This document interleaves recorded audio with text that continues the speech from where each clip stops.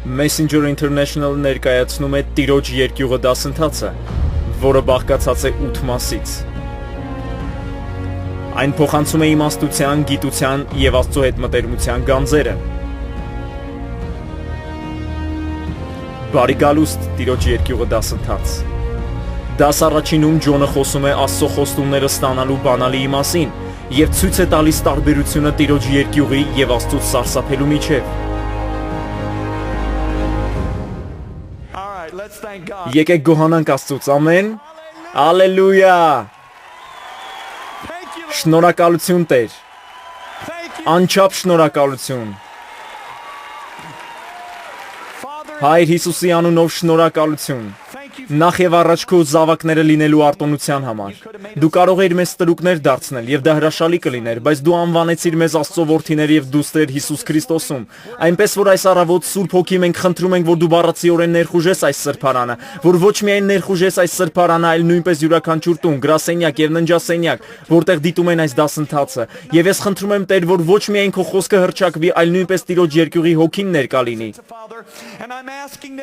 Ես խնդրում եմ, որ պատասխանելով այս աղոթքին դու հայտնես մեզ Հիսուսին ավելի շատ, քան մինչև այժմ երբևէ ճանաչել ենք նրան, որովհետև սա Հիսուսի բերկրանքն է, եւ որպեսզի մենք գնանք փառքից դեպի փառք եւ դեպի փառք, ինչպես թե կենթանի Աստծո հոգով, որովհետև այսօր ես հռչակում եմ քո արքայությունը եկել է, քո կամքը կկատարվի այս վայրում, երկրի վրա, ինչպես որ երկնքում է։ Դրա համար մենք տալիս ենք քեզ ողջ փառքը, պատիվը, փառաբանությունը եւ գոհությունը Հիսուսի զորավոր հրաշալի վսեմ զարմանալի սուրբ փառահեղ անունով, եւ ովքեր համաձայն են, գոչեն ամեն։ Ալելույա։ Ալելույա։ Ինչպիսի մթնոլորտ է այս վայրում։ Մենք այստեղ ենք, որ խոսենք Տիրոջ երկյուղի մասին։ Ես հավատում եմ, որ Սուրբ Հոգին դրսևորելու է Տիրոջ հրաշալի երկյուղն այս դասընթացի ժամանակ եւ ձեր կյանքն այլևս նույնը չի լինի։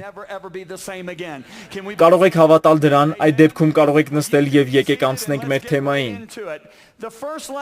Այս առաջին դասը ես կանվանեմ Աստծո գանձարանի բանալին։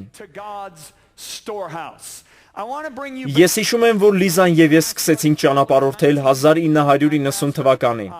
Այդ ժամանակ իմ հոբբիմը մեզ ընդգրկեց այս ծառայության մեջ։ 1994 թվականին ինձ խնդրեցին այցելել մի եկեղեցի, որը գտնվում էր Միացյալ Նահանգների հարավ-արևելյան մասում եւ մոտավորապես 1000 անդամ ուներ։ Այդ եկեղեցին Աստծո հզոր շարժ էր վերապրել միջազգային համբավ ունեցող մի ավետարանչի միջոցով։ Նա այցելել էր այդ եկեղեցին եւ նրանք հրաշալի ծառայություններ էին ունեցել 4 շաբաթվա ընթացքում։ Մարդիկ զորավոր կերպով վերապրում էին Աստծո ներկայությունը։ Նույնիսկ եղել էին այնպիսի դրսևորումներ, երբ մարդիկ բառացիորեն արփել էին Սուրբ Հոգով։ Այդ եկեղեցին հրաշալի կերպով օրհնվել էր այդ շարժից, սակայն 2 տարի անց նրանք արել էին այն, ինչ շատերն են արել անցյալում։ Նրանք սկսել էին փնտրել դրսևորումները, այլ ոչ թե Աստծուն, ով տվել էր այդ դրսևորումները։ Մենք շատ խնդիրներ ենք ունենում, երբ դրսևորումներ ենք փնտրում։ Այդ դրսևորումներն Աստծո օրհնություններն են, այնպես որ մենք պետք է փնտրենք Աստծուն։ Ես ծառայություններ էի անցկացնում 3 օր, ուրբաթ երեկոյան, շաբաթ երեկոյան եւ կիրակի առավոտյան։ Ծառայությունների երկրորդ օրն իսկապես զգացի, որ պետք է քարոզեմ Տիրոջ երկյուղի մասին։ Այդ ժամանակ ես այնքան էլ չէի հասկանում Տիրոջ երկյուղը։ Գիտեի, որ այդ հասկացությունը կա Նոր Կտակարանում եւ ընդհանրապես Աստվածաշնչում, բայց ես սովորեցնում էի այդ մասին այն պատճառով, որ Աստված լուրջ կերպով դրել էր դա իմ սրտում։ Երբ ես դահլիճ մտա 3-րդ ծառայությանը, վերապրեցի գրեթե ամենամեծ ցնցումը 25 տարվա ծառայությանս ընթացքում։ Կատարվեց հետևյալը. հովիվը բեմ բարձրացավ եւ 15 րոպեի ընթացքում մինչեւ ինձ ներկայացնելը խոսեց այն, ինչ ես քարոզել էի նախորդ երեկո։ Նա ասաց. մեզ պետք չէ Տիրոջ երկյուղը նոր ուխտում, որովհետեւ առաջին Հովհաննեսի 4:18-ում ասվում է. վախ չկա սիրո մեջ, այլ կատարյալ սերը հեռացնում է վախը, որովհետև վախը տանջանք ունի, բայց նա ով վախենում է կատարյալ չէ սիրո մեջ։ Նա մեջբերեց առաջին Հովհաննեսի 4:18-ը, ինչպես նաև այլ խոսքեր Աստվածաշնչից ասելով, որ մենք Աստծո զավակներն ենք։ Իրավիճակը շատ բարդ էր, ես պետք է բեմ բարձրանայի եւ քարոզեի այն բանից հետո, երբ նա արեց դա։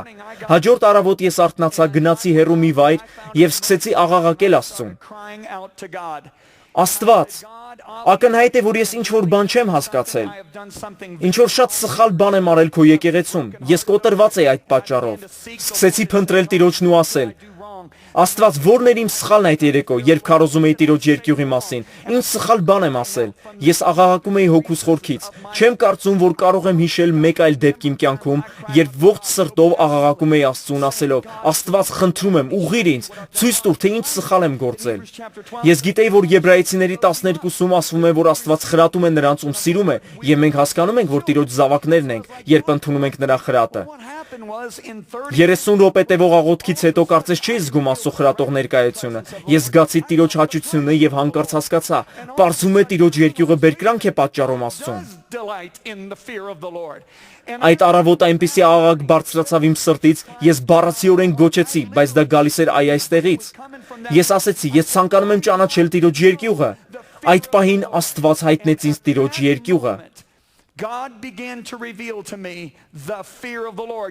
Ես միշտ գիտեի, որ Աստծո սերը մեր քրիստոնեական ընթացքի հիմքն է, սակայն մինչև այդ առավոտ չէի գիտակցում, որ Տիրոջ երկյուղը նույնպես հիմք է Աստծո հետ քայլելու համար։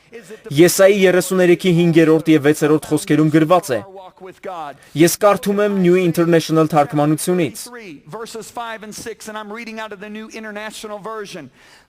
Տերը հաստատ հիմք կլինի քո ժամանակների համար, փրկության եւ իմաստության եւ գիտության առատ պաշար։ Գրված է առատ պաշար, բայց ինձ դուր է գալիս գանձարան բառը։ Տիրոջ երկյուղն այս գանձի բանալին է։ Ինչպիսի խոսք։ Նախ դուք կարող եք տեսնել, որ Տերը շարունակում է մնալ մեր հաստատ հիմքը Տիրոջ երկյուղի միջոցով։ Ահա թե ինչ է ասում Եսային 33-րդ գլխում։ Տիրոջ երկյուղի հիման վրա Հիսուսը, այսինքն Տերը շարունակում է մնալ մեր Տերը։ Ինչու է հիմքն այդքան կարևոր։ Դուք կարող եք կառուցել շքեղ, ընտիր, 5 հարկանի տուն, օգտագործել լավագույն մարմարը, տեղադրել ամենագեղեցիկ պատոհանները, լցնել այդ տունը ամենալավ իրերով, բայց եթե այն կառուցված չէ ամուր հիմքի վրա, երբ բավականին ուժգին փոթորիկ լինի, այդ տունը կկործանվի եւ մեծ կլինի նրա կործանումը։ Բայց դուք կարող եք համեստ 1 հարկանի տուն կառուցել ամուր հիմքի վրա, որը փորված է ժայռի վրա։ Կարող է անցնել ամենաուժգին փոթորիկը, բայց եթե այն հիմնված է ժայռի վրա, այն չի կործանվի։ Հիմքն այնքան կարևոր է։ Կարևոր չէ, թե որքան հաճելի է քո քրիստոնեական կյանքը, եւ նույնիսկ թե որքան արդյունավետ է այն։ Հիսուսն ասում է, որ եթե մենք հիմք չունենք, ապա որքան մեծ է մեր տունը, այնքան մեծ կլինի նրա կործանումը։ Այդ հիմքը Տիրոջ երկյուղն է։ Կարող եք ասել ամեն։ Եսային նույնպես այս խոսքում ասում է. Թույլ տվեք ասել ձեզ, որ Աստված գանձարան ունի։ Սա իսկապես գրավեց իմ ուշադրությունը 10 տարի առաջ, երբ տեսա սա։ Աստված իրական գանձարան ունի։ Եվ նա բանալի ունի այդ գանձարանից, որը Տիրոջ երկյուղն է։ Ինչ կա այդ գանձարանում։ Եսային ասում է, որ առաջին բանը, որ կա այդտեղ, փրկությունն է։ Բոլորդ ասեք փրկություն։ Ես կասեմ հետևյալը. ոչ ոք չի կարող փրկվել, քանի դեռ Տիրոջ երկյուղը չի բնակվում նրանում։ Կարծում եմ, որ սա լավ օրինակներից է, երբ Աստված եկավ կործանելու Սոդոմը եւ Գոմորը։ Աբրահամն աղոթեց. Աստված, եթե այդտեղ արդարներ կան, խնդրում եմ ազատիր նրանց։ Այդտեղ նույնիսկ 10 արդար չկար, բայց Աստված լսեց Աբրահամի աղոթքները եւ իր ողորմությամբ 2 հրեշտակ ուղարկեց Ղովտին, նրա կնոջը եւ նրա ընտանիքին ազատելու համար։ Հրեշտակները գնացին, իսկ այդ քաղաքի բնակիչներն այնքան մարմնավոր էին, որ ցանկացան սեռական կապ ունենալ հրեշտակների հետ, այնպես որ Ղովտը հազիվ էր պահում իր տան դուռը, որպեսզի նրանք ներս չմտնեն։ Հանկարծ հրեշտակները կուրացրին այդ մարդկանց, դա տպավորիչ հրաշք էր, այնպես չէ, եւ հրեշտակներն ասեցին. դու պետք է քո ընտանիքով արագ հեռանաս այստեղից։ Ղովտն անմիջապես գնաց իր կնոջ դուստրերի եւ ապագա փեսացուների մոտ եւ երբ նրանց ասաց, թե Աստված ինչ էր պատրաստվում անել։ Ծննդոց 19-ի 14-րդ խոսքում ասվում է. Ղովտը գնաց այն մարդկանց տները, ովքեր նշանված էին իր աղջիկների հետ եւ ասաց. շտապեք հեռանալ այստեղից, Տերը պատրաստվում է կործանել այս քաղաքը։ Եվ տեսեք, թե ինչ է գրված, բայց նրանք մտածեցին, որ նա կատակում է եւ ծիծաղեցին նրա վրա։ Նրանք ծիծաղեցին Ղովտի խոսքերի վրա։ Ինչպես տեսնում եք, նրանք չունեին Տիրոջ երկյուղը։ Այժմ համեմատեք սա այն դեպքի հետ, երբ Հովնանը Նինվե գնաց։ Դուք գիտեք, որ Նինվեում մեղքն ավելի շատ էր, քան Սոդոմում եւ Գոմորում, եւ սա հասկանալու համար մենք պետք է նայենք եբրայերեն բնագրին։ Աստծուն ընդամենը հասել էր Սոդոմի եւ Գոմորի մեղքի լուրը, իսկ Նինվեի մեղքն անմիջապես Աստծո երեսի առջև էր։ Այլ բան է նայել ինչ-որ մեկին հեռվից եւ ասել՝ դու ինձ դուր չես գալիս, եւ այլ բան է մոտենալ ինչ-որ մեկին, նայել նրա երեսին եւ ասել՝ դու ինձ դուր չես գալիս։ Նինվեի մեղքն անմիջապես Աստծո երեսի առջև էր։ Սոդոմի եւ Գոմորի մեղքը մոտ էր եւ մոտենում էր նրան։ Երբ Հովնանը բերեց Տիրոջ խոսքը, թագավորը հարկադրեց, որ ոչ միայն մարդիկ ապաշխարեն, այլ նույնիսկ կենդանիները։ Բոլորը ծոմ էին պահում, նույնիսկ անասունները քուրձ էին հագած եւ մոխրի մեջ էին։ Քանի որ թագավորը լսեց Տիրոջը եւ վախեցավ այն խոսքից, որ եկել էր, Նինվեն փրկվեց եւս մեկ սերնդի ընթացքում։ Իսկ Ղովտի փեսացուները ծաղրում էին Տիրոջ խոսքը։ Նրանք չփրկվեցին։ Լսեք, թե ինչ է ասում Պողոս առաքյալը Գործք առաքելոցի 13:26-ում։ Մարդիկ, եղբայրներ, Աբրահամի ցեղի որդիներ եւ ով որ ձեզանում Աստվածավախ է, ձեզ ուղարկվեց այս փրկության խոսքը։ Դուք կարող եք տեսնել, որ փրկության խոսքն ուղարկված էր Աբրահամի ժառանգներին եւ նրանց, ովքեր Աստվածավախ էին։ Այնպես որ փրկության նախադրյալը Տիրոջ երկյուղն է։ Կորնելիոսը մեր դասական օրինակն է։ Նա հեթանոս էր եւ հրեական առաջնորդներից ոչ մեկը չէր մտածում, որ հեթանոսները կարող են փրկվել։ Բայց գիտեք ինչ է ասվում Աստվածաշնչում Կորնելիոսի այդ հռոմեացի սպայի մասին։ Գործք առաքելոցի 10-րդ գլխի առաջին եւ երկրորդ խոսքերում գրված է. Կեսարիայում մի մարդ կար, անունը Կորնելիոս, հարյուրապետ, Իտալացի կոչված գնդից, բարեպաշտ եւ Աստվածավախ իր ողջ տնով։ Աստված բառացիորեն ուղարկեց իր հրեշտակին այդ մարդու մոտ, որովհետև հրեաներից ոչ մեկը չէր ցանկանում շփվել նրա հետ։ Աստված ասաց՝ գտիր Պետրոս անունով մարդուն, այնպես որ Կորնելիոսն անմիջապես մարդ ուղարկեց Պետրոսի ետևից։ Պետրոսը եկավ եւ նույնիսկ չէր կարողանում հավատալ, որ Աստված ցանկանում էր փրկել Կորնելիոսին, քանի որ նա հեթանոս էր։ Բայց Պետրոսը նույնիսկ 5 պարբերություն չհասցրեց քարոզել իր ուղերձից, երբ Աստծո Սուրբ Հոգին իջավ Կորնելիոսի եւ նրա ողջ տան վրա։ Ինչու՞, որովհետեւ նրանք վախենում էին Աստծուց։ Փրկության ուղերձն ուղարկվում է Աստծուց վախեցողներին։ Կարող եք ասել ամեն։ Ահա թե ինչու է կարևոր պահել Տիրոջ երկյուղն այս ազգի առջև։ Մենք հոգիների մեծ հունց կտեսնենք, երբ այս ազգը տեսնի, թե ինչպես է եկեղեցին քայլում Տիրոջ երկյուղի մեջ։ Եթե նայենք Գործք առաքելոց գրքին, ապա քանի դեռ նրանք Տիրոջ երկյուղի եւ Սուրբ Հոգու մխիթարության մեջ էին, աշակերտների թիվը բազմապատկվում էր։ Մարդիկ անդադար գալիս էին Տիրոջը, որովհետեւ Տիրոջ երկյուղի հոգին նախադրյալ է մարդու փրկության համար։ Կարող եք ասել ամեն։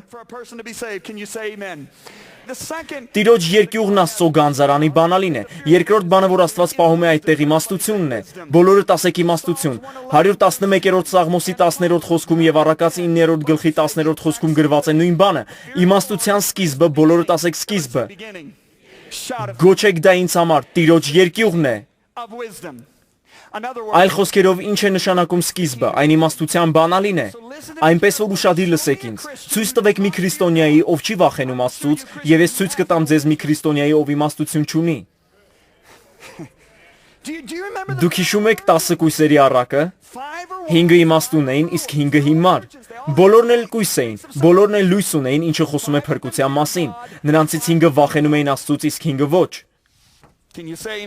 Կարող եք ասել ամեն։ Լավ, սպասեք մի րոպե։ Այն քրիստոնյան, ով չի վախենում Աստծուց, գուցեև իմաստություն ունենա, բայց ըստ Հակոբոսի այդ իմաստությունը երկրավոր, շնչավոր եւ դիվական է։ Պողոսն անվանում է դա այս աշխարհի իմաստություն եւ ասում է. այն հիմարություն է Աստծո առջև։ Եթե դուք իսկապես ցանկանում եք իմաստություն ունենալ, դուք պետք է սովորեք ձեռք բերել Տիրոջ երկյուղը, որովհետեւ առանց դրա չեք կարող մտնել Աստծո իմաստության գանձարանը։ Տիրոջ երկյուղն իմաստության սկիզբն է։ Ու իմ Աստված, այսքանը բավական է 10 ժամ քարոզելու համար։ Որն է երրորդ բանային գանձարանում, որի բանալին Տիրոջ երկյուղն է։ Գիտությունը։ Բոլորդ ասեք գիտություն։ Առակաց առաջին գլխի 7-րդ խոսքում ասում է. Տիրոջ երկյուղը գիտության սկիզբն է, կամ բանալին, բոլորդ ասեք բանալին։ Այնպես որ Տիրոջ երկյուղը բանալի է։ Դուք ցանկանում եք ունենալ Աստծո գիտությունը, ինչպիսի գիտություն է դա։ Կա գիտական գիտություն, մաթեմատիկական գիտություն, գիտություն գովազդի կամ գործարարության մասին։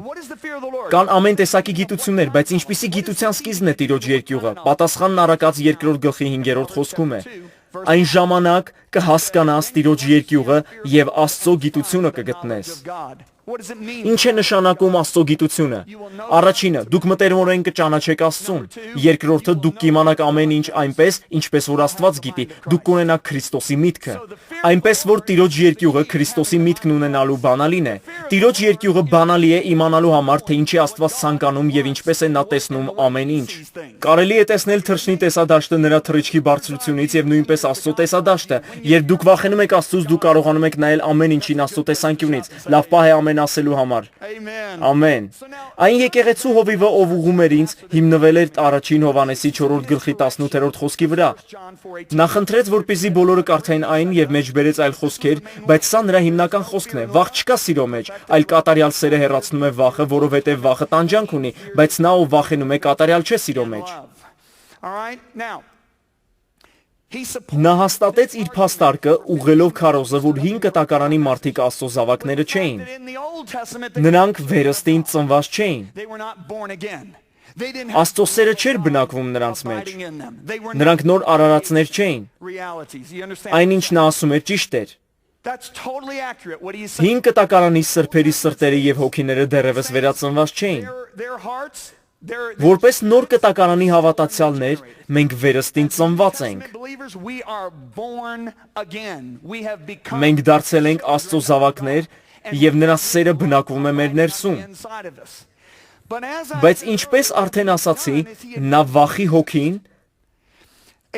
եւ Աստծուց սարսափելը շփոթել էր Տիրոջ երկյուղի հետ։ Դուք ինձ հետ եք։ Այժմ մենք պետք է տանք հետևյալ հարցը. արդյոք նա ճիշտ էր։ Միթե Տիրոջ երկյուղը 5 կտակարանի ուսմունք է։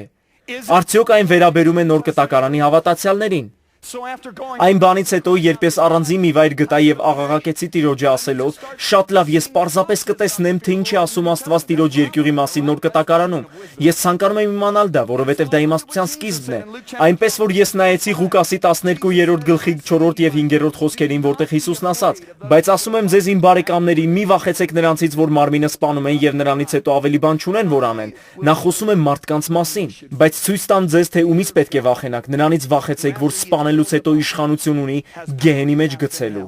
Այո, ասում եմ ձեզ, նրանից վախեցեք։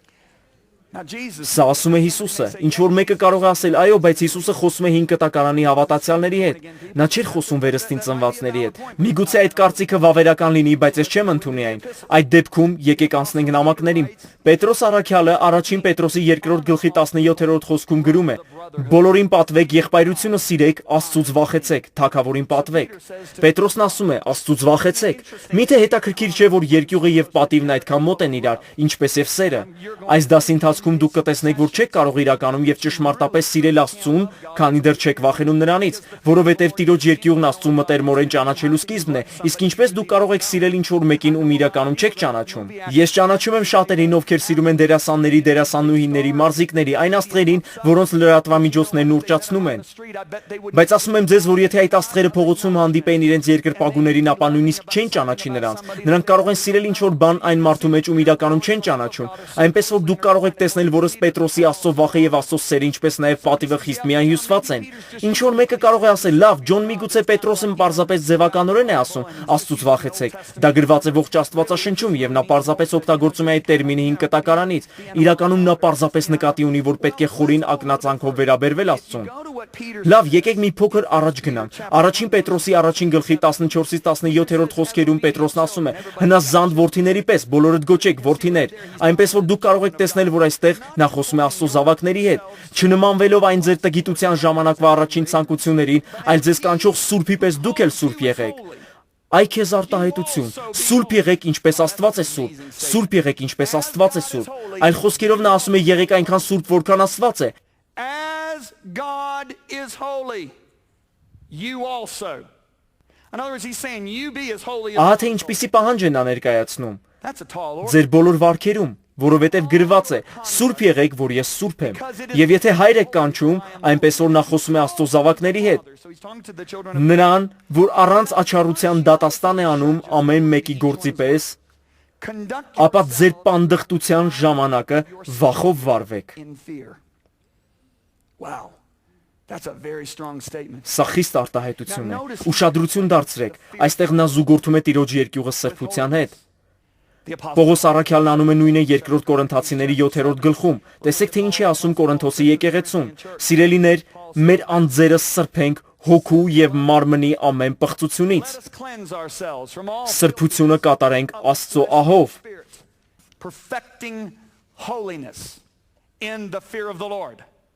Ուշադրություն դարձրեք, Պողոսը չի ասում. «Դուք պետք է կատարելագործեք սրբությունն Աստծո սիրով»։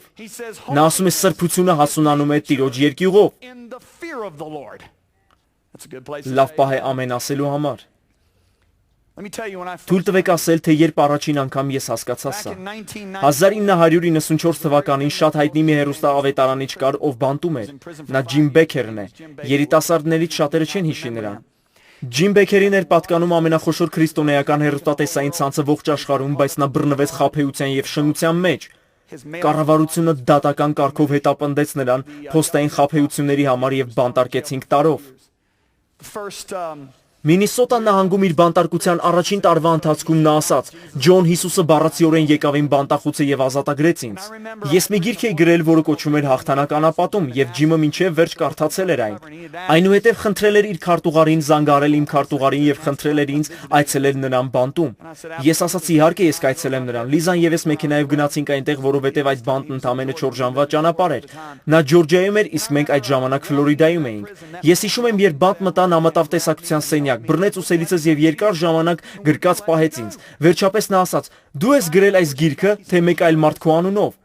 Ես եմ գրել, ասացի։ Ես անապատով եմ անցել։ Իհարկե այն նման չէ ձեր անապատին, բայց ես անցել եմ անապատով։ Նա ասաց. «Ջոն, մենք այնքան բաների մասին պետք է խոսենք»։ Մենք նստեցինք եւ խոսեցինք մոտ 1.5 ժամ եւ երանի թե կարողանայինք 25 ժամ խոսել։ Առաջին բաներից մեկը, որ նա ասաց, հետեւյալն էր. «Ջոն, այս բանտն Աստծո դատաստանը չէր իմ կյանքում, այլ նրա ողորմությունը»։ Ես պարզապես նայեցի նրան ու ասացի. «Ինչ»։ Նա ասաց. «Եթե ես շարունակեի ապրել այնպես, ինչպես ապրում էի, ես կհայտնվեի դժոխքում։ Աստված ողորմեց ինձ եւ նա սկսեց լաց լինել։ Հանկարծ ես հասկացա, որ նստած եմ Աստծո մարդու կողքին։ Այդ մարդն այնքան կոտրված էր։ Նա այնքան խոնարհ էր։ Մի քիչ զրուցելուց հետո ես ցանկացա որոշ հարցեր տալ նրան։ Առաջին հարցը հետեւյալն էր. «Ջիմ, երբ դադարեցիր սիրել Հիսուսին։ Արդյոք դա բանտում հայտնվելուց 7 տարի առաջ էր, երբ բացահայտվեց, որ շնություն էր գործել Ջեսիկա Հաղնի հետ։ Թե երբ սկսեցիր խաբեությամբ զբաղվել, երբ դա պատահեց։ Ես հիշում եմ, որ նա վաղ տարիներին կրակոտ ծառայող էր։ Նա նայեց ինձ, ասաց. «Ջոն, ես չեմ դադարել սիրել նրան»։ Իսկ ինչ նկատի ունես, ավելացրի ես։ Նա ասաց. «Ես չեմ դադարել սիրել Հիսուսին։ Ես սիրել եմ նրան ողջ այդ ընթացքում»։ Նա տեսավ, որ ես իսկապես շփոթվեցի եւ ասաց. «Ջոն, ես սիրել եմ Հիսուսին, բայց ես չեմ վախեցել Աստծուց»։ Եվ շարունակեց. «Ամերիկայում կան միլիոնավոր քրիստոնյաներ, ովքեր սիրում են Հիսուսին, բայց չեն վախենում նրանից, սակայն հենց Տիրոջ երկյուղն է կատարելագործում սրբությունը մեր կյանքում»։ Իսկ ինչ է ասում Աստվածաշունչը. «Առանց սրբության ոչ ոք չի տեսնի Աստծուն»։ Մովսեսն աղաղակում էր. «Թույլ տուր տեսնել քո երեսը»։ Այդ արտահայտությունը չի տրվի ոչ ոքի առանց սրբության։ Իսկ Պողոս առաքյալն ասում է, որ սրբությունը մեր կյանքում հայտնվում է ոչ թե Աստծո սիրո, այլ Տիրոջ երկյուղի միջոցով։ Դուք դեռ ինձ հետ եք։ Այնպես որ ես ցանկանում եմ նայել այն բառին, որ հունարենից թարգմանվել է վախ կամ երկյուղ։ Կարող եք կարդալ 2 Կորինթացիների 7-րդ գլխում եւ այն հատվածներում, որոնք ես կարդացի ձեզ համար։ Այդ հունարեն բառը ֆոբոսն է։ Ստրոնգի բառարանն այս բառը սահմանում է տագնապ, չափազանց մեծ վախ եւ սարսափ։ Տագնապ, չափազանց մեծ վախ եւ սարսափ։ Թայերի բառարանն այն սահմանում է վախ, ահ, որը սարսափ է առաջացնում, նույնպես նշանակում է երկյուղացություն կամ հարգանք։ Այնպես որ դուք կարող եք տեսնել, որ սա մի փոքր ավելին է, քան երկրպագությունը եւ նույնիսկ մի փոքր ավելին, քան հարգանքը, բայց եկեք կանգ չառնենք այստեղ։ Եկեք տեսնենք, թե ինչ է ասում Պողոս առաքյալը Փիլիպպեցիների 2:12-ում։ Ուրեմն իմ սիրելիներ, ինչպես ամեն ժամանակ հնազանդվեցիք ոչ միայն իմ ներկայությունում, այլ հիմա էլ ավելի իմ բացակայությունում, ահով եւ դողալով գործեք ձեր անձերի փրկությունը։ Դողալ բառը հունարենում տրոմոս բառն է, եւ ստրոնգի եւ թայերի բառարանները նույն կերպով են սահմանում այն. դողալ եւ ցնցվել վախից։ Այնպես որ դուք կարող եք տեսնել, երբ Պողոսն ասում է ահով եւ դողալով գործեք ձեր անձերի փրկությունը, նա խոսում է ավելի քան հարգանքի կամ երկրպագության մասին։ Տիրոջ երկյուղի մեջ նույնպես կա սուրբ երկյուղացություն եւ դող, եւ ես խոսելու եմ այդ մասին։ Եբրայեցիների 12-րդ գլխի 28-րդ խոսքում գրված է. «Ուստի անշարժ թագավորություն ընդունած լինելով, պինդ բռնենք այն շնորհքը, որով պաշտում ենք հաճությամբ Աստծուն։ Ինչպես ենք մենք հաճությամբ պաշտում Աստծուն, ահով եւ երկյուղացությամբ։ Եթե Աստծո երկյուղը պարզապես երկյուղացությունը կամ հարգանքն է, ապա ինչու է հեղինակն ասում ահով եւ երկյուղացությամբ։ Տիրոջ երկյուղն ավելին է, քան պարզապես երկյուղացությունը եւ հարգանքը։ Ես պարզապես թույլ եմ տալիս, որպեսզի Աստվածաշունչը խոսի ձեզ հետ հենց հիմա։ Երբ ինձ ուղղում են, ես ավելի եմ մոտենում Աստծուն խոսքի միջոցով, որովհետև գիտեմ, որ Աստվածաշնչում ասվում է, բոլոր խոսքերը ոգեշնչված են Աստծուց եւ օգտակար են հանդիմանության, ուղղելու եւ խրատելու համար։ Այնպես որ երբ այդ մարդն ուղղեց ինձ, ես ավելի խորացա Աստծո խոսքի մեջ։ Դուք հասկացաք, թե ինչ ասացի։ Ինչ կատարվեց այն եկեղեցու հետ, որի մասին ես պատմում էի ձեզ։ Դուք պետք է հիշեք, որ այն 1000 անդամ ուներ 60,000 բնակիչ ունեցող քաղաքում։ Այն հսկայական եկեղեցի էր։ Մի քանի տարիների ընթացքում այն այլևս գոյություն չուներ։ Այդ հովիվը կրկին սկսեց զբաղվել շինարարությամբ։ Գիտեք, թե ինչն է իսկապես ցավալի, Աստվածաշնչում 19-րդ Սաղմոսում ասվում է. Տիրոջ վախը սուրբ է, մնում է հավիտյան։ Դուք կրկին ու կրկին լսելու եք այս խոսքը, Սաղմոս 19:9, Տիրոջ վախը սուրբ է, մնում է հավիտյան։ Ինչու այդ եկեղեցին չգոյատևեց։ Որովհետև այն չուներ Տիրոջ երկյուղը։ Նրանք սիրում էին Աստծուն, ինչպես եւ Ջիմ Բեքերը, բայց չունեին Աստծո երկյուղը։ Դուք կտեսնեք, որ նոր կտակարանում Աստված հայտնում է իրեն որպես Աբբա ու հայրիկ, բայց նա նույնպես հայտնում է իրեն որպես փչացնող կրակ։ Եկեք հաճությամբ ծառայենք Աստծուն, որովհետև մեր Աստված փչացնող կրակ է։ Նրան նույնպես անվանում են ամեն մարմնի դատավոր։ Եվ հաջորդ 7 դասերի ընթացքում մենք խոսելու ենք այս բաների մասին։ Հիսուսը շատ է խոսում մինչև վերջ դիմանալու մասին։ Տիրոջ երկյուղը սուրբ է, այն մնում է մինչև վերջ։ Ահա թե ինչի կարիքն ունի եկեղեցին, մնայուն զորության, որովհետև ըստ 2 Թեսաղոնիկեցիների 2 գլխի վերջին օրերում անմիջապես Հիսուսի վերադարձից առաջ մարդիկ նահանջելու են եկեղեցուն, այսինքն շատերը թողնելու են հավատքը։ Աստվածաշունչը խոսում է այդ մասին, ինչը թույլ չի տա մարդկանց հեռանալ հավատքից։ Հաջորդ դասերից մեկի ժամանակ մենք ավելի խորը կխոսենք այդ մասին։ Դա Տիրոջ երկյուղն է, որովհետև Տիրոջ երկյուղն իմաստության բանալին է։ Իմաստուն կույսերը մնացին մինչև վերջ։ Նրանք լույս ունեին, ինչը նշանակում է, որ նրանք փրկված էին, բայց մյուս 5 կույսերը հիմար էին, նրանցից 5-ը չէր վախենում Տիրոջից, իսկ 5-ը վախենում էր։ Դուք ինձ հետ եք։ Այժմ առաջին դասի վերջին րոպեներին ցանկանում եմ անել մի բան, ինչի համար իրականում ջանք եմ գործադրել։ Ես ցանկանում եմ սահմանել Տիրոջ երկյուղը։ Գրքում ես միայն վերջում եմ սահմանում այն, բայց զգացի, որ Սուրբ Հոգին իսկապես հարկադրում էր ինձ ասելով. ոչ, ասա թե ինչ են խոսում նոր կտակարանը եւ Աստվածաշունչը Տիրոջ երկյուղի մասին հենց սկզբում, որպեսզի դուք կարողանաք տեսնել բոլոր այն խոսքերը, որ մենք կսովորենք այդ սահմանման լույսի ներքո։ Լսեք, թե ինչ է Աստվածաշունչը սովորեցնում Տիրոջ երկյուղի մասին։ Նախ եւ առաջ ես ցանկանում եմ ասել, թե ինչ այն չի նշանակում։ Տիրոջ երկյուղը չի նշանակում սարսափել Աստծուց կամ վախի զգացում ունենալ նրա հանդեպ։ Ինչպես դուք կարող եք մտերիմ շփում հաստատել Աստծո հետ, եթե սարսափած եք նրանից։ Իսկ Աստված ամբողջ սրտով ցանկանում է մտերիմ շփում հաստատել յուրաքանչյուրիս հետ։ Այնպես որ եթե դուք սարսափեք Աստծուց, կհեռանաք նրանից, ինչպես Ադամը եւ Եվան Եդեմի պարտեզում։ Աստված չի ցանկանում դա։ Տիրոջ երկյուղը չի նշանակում սարսափել Աստծուց կամ վախի զգացում ունենալ նրա հանդեպ։ Ինչ է Տիրոջ երկյուղը։ Այն խորին եւ անփոփոխ հարգանք ու երկյուղացություն է Աստծո հանդեպ եւ ամեն ինչի հանդեպ, որ նա սուրբ է համարում։ Այն նշանակում է բարձրյալ Աստծո համար հատկացնել պատվի անսահման եւ ամենաբարձր տեղը ձեր կյանքում։ Այն նշանակում է խորապես դողալով եւ երկյուղացությամբ մոտենալ նրա ներկայությունը վայելելու արտոնությանը եւ նրա հրաշալի խոսքին։ Այն նշանակում է երկրպագել միայն Աստծուն կրակոտ փառաբանությամբ եւ հարատև գոհությամբ։ Տիրոջ երկյուղը նշանակում է պատվել այն, ինչ նա է պատվում, սիրել այն, ինչ նա է սիրում, ատել այն, ինչ նա է ատում։ Այն նշանակում է նրա գլխավոր նպատակները դարձնել մեր գլխավոր նպատակները։ Տիրոջ երկյուղը սրտի, ուշադիր լսեք սա, սրտի դիրք է, որն առաջացնում է վախ, ահ եւ նույնիսկ սարսափ, անգամ Աստծուն վիրավորելու մասին մտքից։ Նման տրամադրվածությունն անհնարին է դարձնում անփութորեն սրտանց կամ համառորեն մեղք գործելը։ Անձնական մեղքը թեթև չի ընկալվում, ահա թե ինչու է Առակաց 16:6-ն ասում.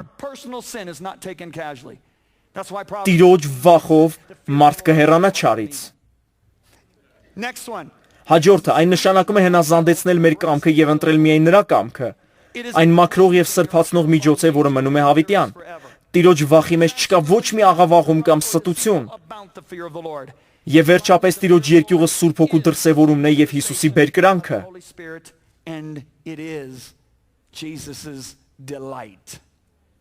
Ինչ է նշանակում Հիսուսի բերկրանքը։ Եսային գրել է Հիսուսի մասին 11-րդ գլխի 2-րդ եւ 3-րդ խոսքերում։ Հիսուսի վրա կհանգչի Տիրոջ հոգին, իմաստության եւ հանճարի հոգին, խորհրդի եւ զորության հոգին, գիտության եւ Տիրոջ երկյուղի հոգին։ Այնպես որ դու կարող եք տեսնել, որ Տիրոջ երկյուղը Սուրբ Հոգու դրսևորումներից մեկն է։ Եվ նրա ախորժակը կամ բերկրանքը, բոլորդ ասեք բերկրանք, գոչեք բերկրանք, նրա բերկրանքը Տիրոջ երկյուղն է։ Ահա թե ինչու էր Աստված լսում Հիսուսի աղոթքները։ Դուք ցանկանում եք, որ ձեր աղոթքի կյանքը բարելավվի, դուք ցանկանում եք, որ ձեր աղոթքներն արագ պատասխանվեն։ Եբրայեցիների թղթում ասում է, որ Հիսուսը լսվեց, որովհետև Աստվածային երկյուղ ուներ, այլ բան է աղոթելը եւ այլ բան է լսված լինելը։